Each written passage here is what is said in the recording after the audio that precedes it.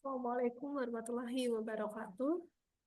Yang terhormat Kepala KPPN Selong, yang terhormat pejabat pengawas, pejabat fungsional, dan rekan-rekan pegawai KPPN Selong. Pada kesempatan kali ini, saya akan membahas mengenai rapat evaluasi kepatuhan internal dan kinerja terkait kode etik dan kode perilaku, disiplin PNS, dan bijak bermedsos. Perlu diketahui bahwa dasar hukum kode etik dan kode perilaku Kementerian Keuangan diatur pada PMK 190 tahun 2018 tentang kode etik dan kode perilaku PNS. Kode etik dan kode perilaku adalah sikap, tingkah laku, dan perbuatan pegawai dalam melaksanakan tugas pokok dan fungsi serta pergaulan hidup sehari-hari yang bertujuan untuk menjaga martabat, kehormatan pegawai bangsa dan negara.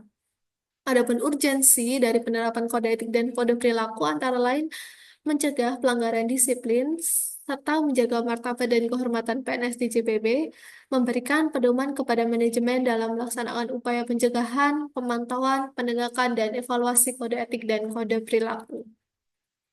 Adapun tujuan penerapan kode etik dan kode perilaku sendiri ada lima. Yang pertama adalah mendorong terwujudnya sikap, tingkah laku, dan perbuatan pegawai di CPP yang sesuai dengan kode etik dan kode perilaku. Yang kedua, membantu pimpinan unit kerja untuk membentuk lingkungan kerja yang kondusif dalam rangka pencapaian tujuan organisasi.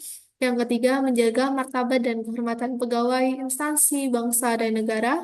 Yang keempat, mendeteksi sejak dini adanya penurunan penerapan nilai-nilai Kementerian Keuangan. Yang kelima, menjamin terlaksananya proses penegakan kode etik dan kode perilaku terhadap dugaan pelanggaran.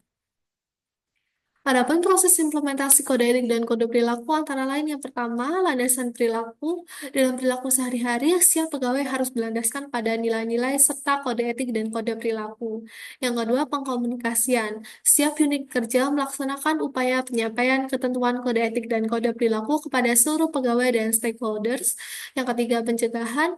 Setiap unit kerja di lingkungan DJPB melaksanakan upaya pencegahan terjadinya dugaan pelanggaran kode etik dan kode perilaku.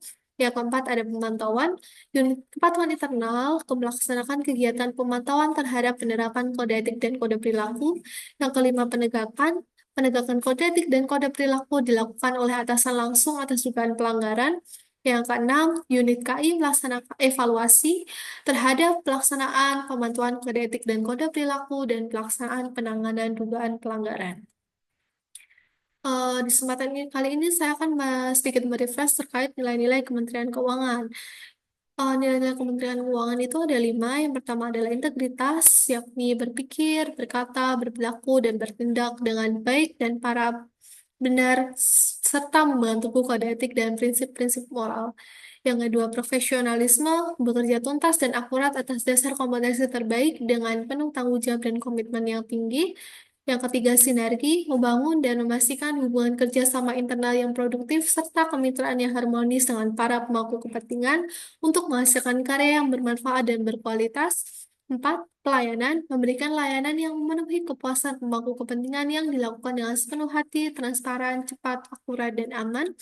Yang kelima, kesempurnaan, senantiasa melakukan upaya perbaikan di segala bidang untuk menjadi dan memberikan yang terbaik. Adapun butir-butir kode etik dan kode perilaku sendiri, yang pertama sinergi itu ada 11 butir, yang kedua profesionalisme ada 16 butir, yang integritas 14 butir, pelayanan ada 6 butir, dan kesempurnaan 6 butir.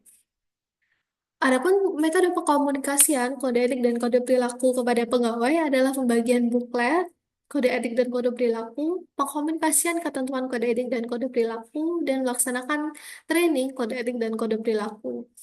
Adapun kepada stakeholder, sosialisasi terkait kode etik dan kode perilaku pegawai di CBB kepada stakeholder pada setiap acara yang diselenggarakan, dan selanjutnya menyampaikan informasi nilai-nilai Kementerian Keuangan. Pencegahan terjadinya kode etik dan kode perilaku. Ada 9 tahap pencegahan yang akan saya jelaskan secara rinci. Yang pertama ada internalisasi nilai-nilai Kementerian Keuangan dan pimpinan dan atasan langsung senantiasa memberikan teladan, menumbuhkan kepedulian dan saling mengingatkan sesama pegawai, menetapkan kegiatan atau kebiasaan yang dapat menumbuhkan kepatuhan terhadap nilai-nilai keuangan, menemukan budaya malu melanggar kode etik dan kode perilaku, menetapkan indikator peringatan dini atas hal-hal yang berpotensi atau mengindikasikan adanya pelanggaran, atasan langsung bekerja sama dengan pengelola kepegawaian dan UKI, mengoptimalkan pengawasan dan pembinaan oleh para atasan langsung, dan yang terakhir adalah mengoptimalkan saluran pengaduan unit kerja. Gambaran pemantauan kode etik dan kode perilaku. Ruang lingkup pemantauan kode etik dan kode perilaku ini ada nilai-nilai Kementerian Keuangan dan yang ditetapkan dalam peraturan pimpinan unit eselon 1. Adapun periode pemantauan sendiri dilaksanakan paling sedikit sekali dalam setahun, tetapi pada tahun 2024 ini pemantauan kode etik dilaksanakan secara triwulanan. Adapun objek pemantauan kode etik dilaksanakan terhadap pelaksanaan kode etik dan kode perilaku oleh seluruh pegawai yang berada di lingkungan kantor, melaksanakan tugas di lingkungan luar kantor, beraktivitas di media sosial, dan berperilaku sehari-hari. Adapun ketentuan lain, UKI 1 dapat melakukan pemantauan atas penerapan kode etik dan kode perilaku oleh pegawai di lingkungan unit kerja UKI 1 dan UKI 3, dan UKI 2 dapat melakukan pemantauan atas penerapan kode etik dan kode perilaku oleh pegawai di lingkungan unit kerja UKI 3. Langkah-langkah pemantauan kode etik dan kode perilaku. Ada 5 langkah-langkah pemantauan kode etik dan kode perilaku. Yang pertama adalah perencanaan pemantauan. Yang kedua, pelaksanaan pemantauan. Yang ketiga, analisis hasil pemantauan. Yang keempat, pelaporan pemantauan dan monitoring evaluasi. Dan yang terakhir adalah penegakan disiplin pelanggaran bijak bermedia sosial. Penegakan disiplin pelanggaran bijak bermedia sosial dilaksanakan sesuai Surat Edaran Nomor 16 MK-01 Tahun 2018 tentang pedoman aktivitas dan penggunaan media sosial bagi pegawai Kementerian Keuangan. Sharing sebelum Saring sebelum sharing, yakni prinsip dasar sebelum sharing antara lain buat konten yang bermanfaat sesuai dengan caption dengan foto, bahasa, gunakan bahasa yang sopan, verifikasi, pastikan informasi yang bersifat benar, dapat dipertanggungjawabkan, dan sumber yang jelas, rahasia, unggah informasi kebijakan yang sifatnya bukan rahasia atau tertutup, dan hindarilah mengunggah atau menyebar konten hoax, berpihakan terhadap politik karena ASN harus netral, informasi rahasia pekerjaan, penggunaan data Kementerian Keuangan, konten yang mengandung ujaran kebencian, SARA, radikalisme, terorisme, pelecehan, dan hukuman LGBT, serta unggahan perjalanan dinas yang dapat diasosiasikan sebagai pemborosan anggaran. Jadi, rekan-rekan semuanya harus berhati-hati dalam melakukan sharing di sosial media masing-masing.